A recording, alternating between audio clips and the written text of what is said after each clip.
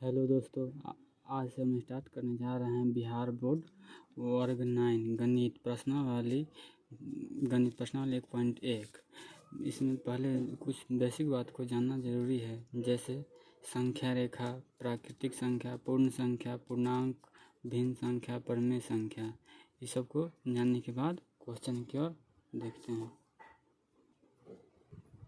जैसे हम यहाँ पर पहला देखेंगे प्राकृतिक संख्या। प्राकृतिक संख्या इंग्लिश में क्या बोलते हैं? Natural number. एक से अनंत तक की गिनती की संख्या को प्राकृतिक संख्या कहते हैं।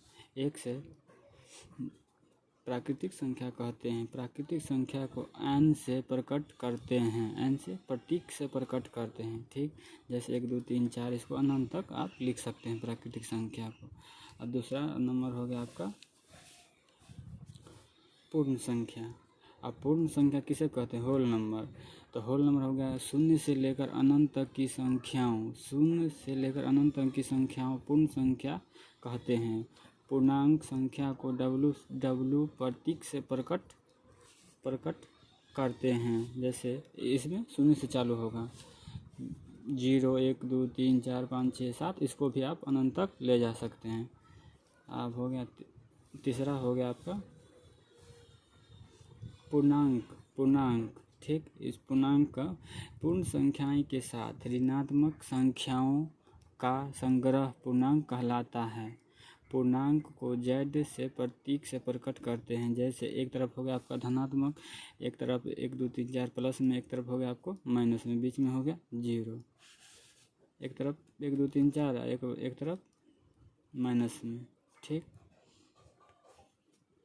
अब हो गया अगला भिन्न संख्या, फ्रैक्शनल नंबर।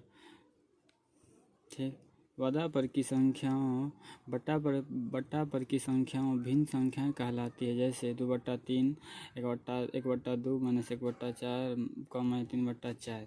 ये तो बट्टा में नहीं है, इसके नीचे एक कुछ नहीं था यानी कि 1 है, इसके भी कुछ नहीं था यानी कि 1 है, इसको भी आप लिख सकते हैं, अनंत तक भी लिख सकते हैं। ठीक, अगला देखिए। अब आता है परिमेय संख्या किसे कहते हैं? तो प्राकृतिक प्लस पूर्ण प्लस पूर्णांक प्लस भिन्न संख्याएं बराबर क्या होता है? ये सब संख्या मिलकर क्या होता है? परिमेय संख्या बनता है। जैसे आपका हो गया 0 1 2 3 4, इधर हो गया आपको -1 2 3, इसको गिनना। उसके बाद हो गया भिन्न वाला हो गया आपका 1/2 2/4 5/6। ये सब मिलकर क्या बनता है? परिमेय संख्या। अब परिमेय संख्या का परिभाषा देखिए आप। तो यहाँ पर आपका हो गया परिभाषा, परिमेय संख्याएं की परिभाषा है। तो ऐसी संख्या जिसे हम p/q के रूप में लिखा जा सके, ऐसी संख्या जिसे p/q के रूप में लिखा जा सके, जिससे p तथा q दोनों पूर्णांक हो तथा q = नॉट 0, q बराबर 0 नहीं होना चाहिए। पर परिमेय संख्या को थीटा से q से प्रकट किया जाता है। सॉरी, परिमेय संख्या को किससे प्रकट किया जाता है? q से। यही हमारा बेसिक बात था। आप क्वेश्चन की ओर चलते हैं। आपका प्रश्नावली 1.1 का क्वेश्चन दिया हुआ है, क्या 0 एक परिमेय संख्या है? क्या इसे आप p/q के रूप में लिख सकते हैं, जहां p और q पूर्णांक है और q = नॉट 0 है? हम अभी आपके पीछे बताए हैं। आपके क्वेश्चन में क्या बोल रहा था? क्या 0 एक परिमेय संख्या है? क्या इसे p/q के रूप में लिख सकते हैं? तो हाँ, 0 एक परिमेय संख्या है। हाँ, इसे 0 को p/q के रूप में लिख सकते हैं। जैसे देखिए आप 0 दिया हुआ है, 0 के नीचे कुछ नहीं तो यानी कि 1 है, तो इसे तो हम तो p/q के रूप में लिख सकते हैं। तो 0 ही होगा, इसे हम लिख सकते हैं। ठीक, यही हमारा आंसर होगा। और क्वेश्चन नंबर दूसरा देखिए। अब दूसरा क्वेश्चन बोल रहा है 3 और 4 के बीच में 6 परिमेय संख्याएं ज्ञात कीजिए। कितना बोल रहा है? 6। अगर यहाँ पर 6 बोलेगा ना तो हम 1 बढ़ा करके लेंगे। जैसे कि यहाँ पर 6 बोल रहा है तो हम 7 लेंगे। 7/7 से उसको गुना करेंगे। इसको जो काटो करेगा ना तो 1 आएगा काट करके। ठीक, तो हमको कितना बोला है, 3 और 4 के बीच में 6 परिमेय, यानी कि हम इसको हम 7 से हम गुना करेंगे, 3 गुने 7/7। और फिर यहाँ पर लेंगे हम 4 गुने 7/7। अब इसको जो गुना कीजिएगा यहाँ पे तो आपका होगा 7 या 21, 21/7, और उसके बाद 7 चौक 28, 28/7। अब इन दोनों के बीच में परिमेय संख्या, तो आपका हो गया 22, 22/7, 22/7, उसके बाद 23/7, उसके बाद 24/7, उसके बाद 25/7, उसके बाद 26/7, उसके बाद 27/7।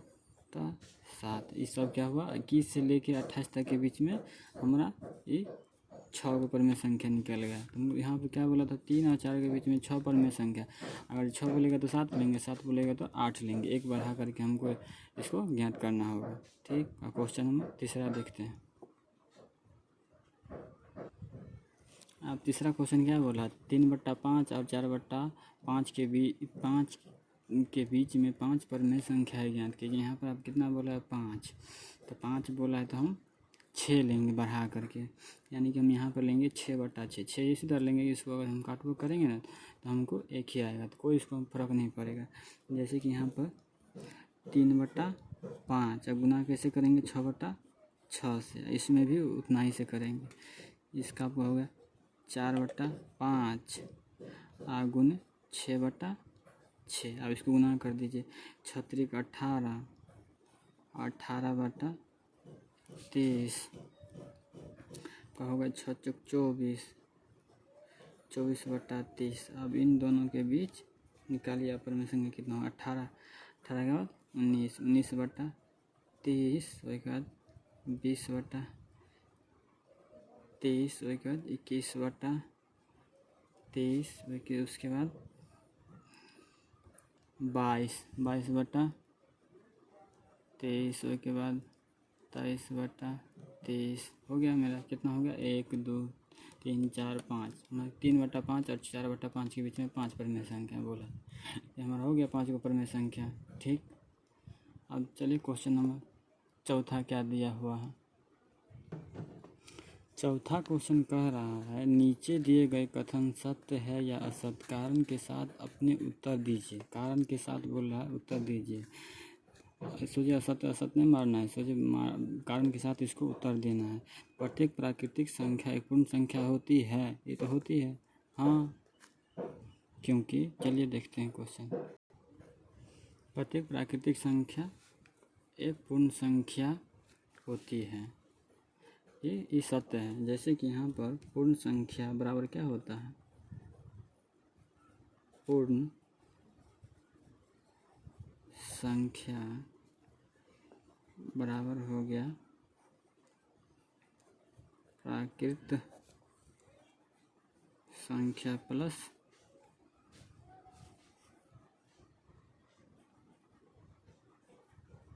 शून्य। ठीक, ये सब मिलकर क्या बनता है, प्राकृतिक संख्या। जैसे 0, 1, 2, 3, 4, इसको आप अनंशक लिख सकते हैं। यही हमारा हुआ, प्रत्येक प्राकृतिक संख्या एक पूर्ण संख्या होती है, दोनों मिलकर के पूर्ण संख्या बनती है। ठीक, ये हमारा सत्य हुआ। अब दूसरा देखते हैं। अब यहाँ पर बोल रहा है दूसरा, चौथा का दूसरा बोल रहा है, प्रत्येक पूर्णांक एक संख्या है, ये असत्य है। क्योंकि पूर्णांक संख्या बराबर होता है, पूर्णांक बराबर होता है पूर्ण संख्याएं प्लस ऋणात्मक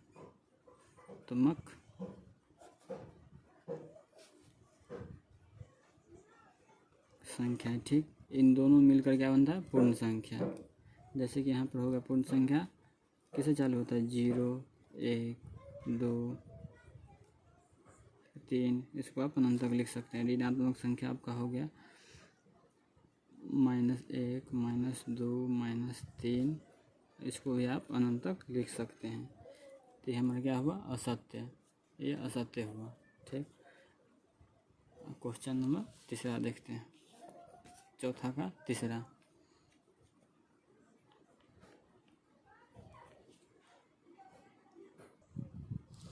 तीसरा बोल रहा है आपका, प्रत्येक परमेय संख्या एक पूर्ण संख्या होती है। असत्य, क्योंकि प्रत्येक परमेय संख्या एक पूर्ण संख्या होती है, ये तो असत्य है, क्योंकि